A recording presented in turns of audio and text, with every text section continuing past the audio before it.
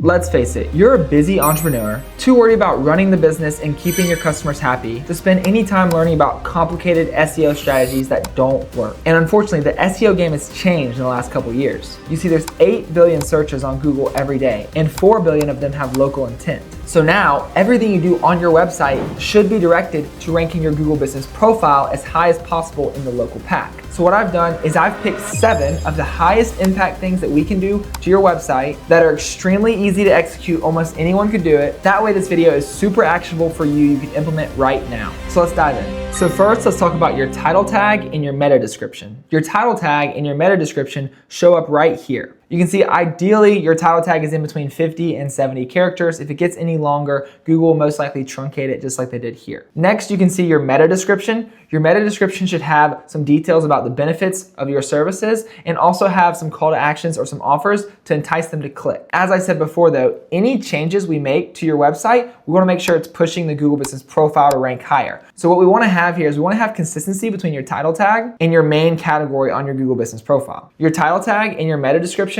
help Google understand what to rank you for. So you can see Seminole Plumbing here has their services listed in their meta description. You can see plumbing service, plumbers, natural gas installation, water heaters, leak repair. And so I bet if we go to their Google business profile, all of those services are listed on their Google business profile. So now we're giving Google consistency between, hey, their title tag says plumbing service in Tallahassee, and their main category is probably plumber, and then their meta description includes all these services that are also listed on their Google business profile. And so now that you understand what your title tag and your meta description are, how do you go change it? So you wanna go to your website builder, and then most likely they'll have an SEO section, or you'll have to go to the specific page of your homepage, and then go to the SEO section on that page. Once you log into your website builder, you can click on Edit Site, and we'll want to go to our home page. This is on Wix, so all you have to do is click on your pages here, click on Manage Pages, and then you can click on these little 3 dots right next to your home page and click on SEO Basics. You can see now we have an option for the title tag and the meta description. You can see in your meta description, you want to create some compelling copy that includes some of your services, some of the benefits, and maybe a call to action to get them to click. Once you make the proper edits there, you can just publish your page and that should be live. This is going to look slightly different depending on what website editor you use, but to get a tutorial that's custom for your website builder, just type in how to edit meta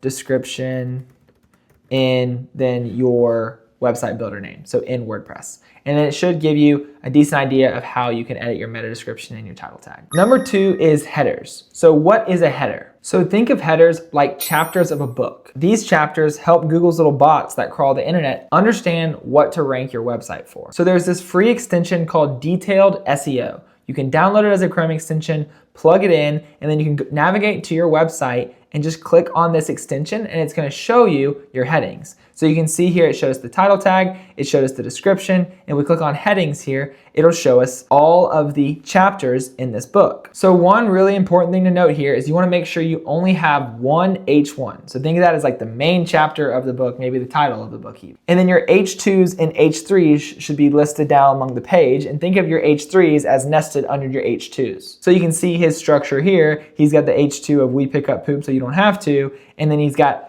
his H3 of scoop service, sanitizing treatment, and waste haul away. So we wanna make sure that these chapters of our book or these headings on our website include our main keywords and our main service areas. It's important not to make it sound like jargon, but just try to make it look natural. Most of the time when we're writing headings or content for our website, we want to write this content with the potential customer in mind to create a good experience for them first and then Google second. But there are lots of ways we can serve Google first and also serve the customer. So what I mean by that is you can see his headline here is never pick up poop again. That's a very clear call to action to the potential customer heading to his website. But you can see actually his main H1 is dog poop removal service in Northwest Indiana. So you can see right here in smaller letters, he's showing Google this is exactly what this page is all about. But to the customer reading this page, they see never pick up poop again. Got it. So even though never pick up poop again is not the most SEO optimized headline, he can still use the most SEO optimized headline, which is like his service, his area, without sacrificing the user experience on the page. And probably one of the biggest mistakes I see entrepreneurs make when they create their own website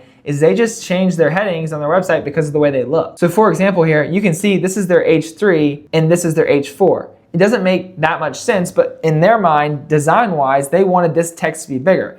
So what you actually should do is make sure your headings are structured properly and then change the font and styling. So if you go back to your website builder, you'll be able to tell from that detailed SEO extension what headings you have where. You can see this is their H1. And it probably makes sense for them to change this to their main service, which is like custom home builder, and their main service area. And your H2s and H3s that go down among your page or across other pages on your website should align with your other services and your other categories you've added to your Google Business Profile. Once again, we're trying to show Google consistency between your Google Business Profile and your website to help them rank us. So changing this on your website is very simple. Just go to your website builder, and let's say you wanted your business name to be right here in bold letters like they do, but you still want this to be SEO optimized. What you could do is you could just add another text section above it, make it smaller, and then make it your H1. So if we just click on plus here, we click on text, we write in custom home builder Santa Rosa Beach. We change this to become the H1. Now we can change the styling. So let's make it black.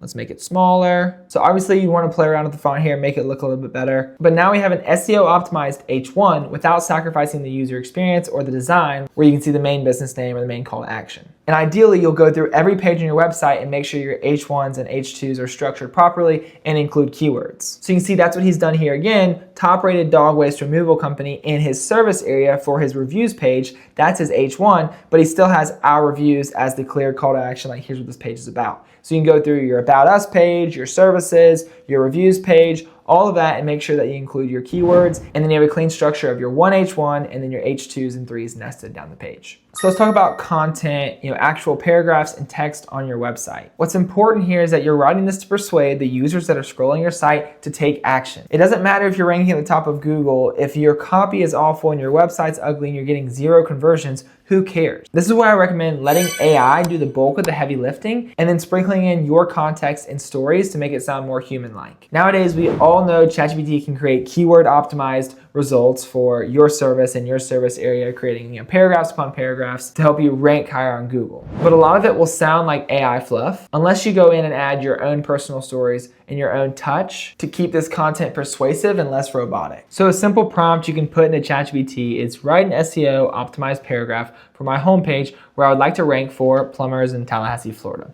Write this as if you are a local expert. My brand voice is fun but professional. And you can see this paragraph isn't bad. I mean, it probably gets you 80 to 90% of the way there. What I recommend is going ahead and adding that personal touch, adding any customer stories, and you can use this for not only your homepage, but all your service pages or any service area pages you have on your website. So now let's talk about service pages. It's important to not clog your homepage with a whole bunch of services and a whole bunch of service areas. You probably want your homepage to be based off kind of an umbrella service. So let's say like plumbing as opposed to water heater installation or leaky faucet repair and that sort of stuff. And then same thing with your service area on your homepage. You probably want to target your main service area. But there's still probably lots of other locations or neighborhoods or kind of sub-towns of your area you'd like to rank for. So that's where your service pages can come into play. On your service pages, it's important to still have an optimized title tag and a meta description, one header with your main service and the service area you're trying to target for the service page, and then content on the page specific to that service area and your main service. You can see this is a page for Georgetown, Texas. You can see all the headers include Georgetown. You can see they've got specific content towards Georgetown, so services we offer in Georgetown. They have a blurb about what they love about the Georgetown area, and then you can see their Georgetown specific Google reviews. Now, the more service area pages you make, the better. What I recommend is pretty much just duplicating your homepage, but making it very specific to that service area. So don't have all the same content and stuff, but keep the same structure of your homepage and then add service area specific words and content on that page. So the fifth thing is internal linking to your Google Business Profile landing page. So what is your Google Business Profile landing page? So all it is the website that your Google Business Profile links to. So if somebody clicks on website on your Google Business Profile, that takes them to your Google Business Profile landing page. And Google is looking for other pages on the World Wide Web linking back to your Google Business Profile landing page. So one of the easiest ways to get links to that page is to add some internal linking throughout your site, meaning that the other pages on your website link back to that landing page or your home page. Doing that is super simple. All you do is just go to your other pages on your website, and if you mention any content or you mention any reviews or you have any call to actions that should go back to your landing page, you just add the link back to that landing page. It's important not to point them all to the landing page. You want to have a good variety, but most of them should be pointing to your landing page. This is going to help provide some authority to that page and help Google rank you higher. So just as an example here, you can see we got a portfolio section. Let's say you had a more in-depth portfolio section on your landing page. You can just click on this button here and you can change the link to go back to your main page. The next thing is adding your Google Business Profile map embed into the footer of your website. So grabbing your embed code is really simple. You just want to go to Google Maps. Then you want to search your business on Google Maps. From there, you want to click on the share button right here. You want to click on embed a map, and then you can copy this HTML code. Now that you have your HTML code, you want to go back to your website builder. You can scroll down to the footer of your site and you just click on add a block. Once again, this is going to be different for every website builder out there. Just type in how to do a code embed or how to do an HTML embed into this website builder, whatever you use. ChatGPT should be able to help you out, and there should be a plethora of YouTube videos, or the support of your website builder should be able to help you out with that. But if you click on add block here, what we want to do is we want to add a code block, and then we can go ahead and just paste in this HTML. And now you can see we have this code embed. Obviously, I would want to drag it to where I want it to go on the website to make it look better, but that's all you have to do. And lastly, and maybe most importantly, you want to make sure you have a consistent NAP, standing for name, address, phone number, across your Google Business Profile, across your website, all those things. So what that means is if your business name on Google is The Best Plumbing Services Tallahassee, you want to make sure that on your website, the business name exactly matches. You want to make sure your phone number on your Google Business Profile exactly matches the phone number on the footer of your website. You want to make sure your address on your Google Business Profile exactly matches the address on your website.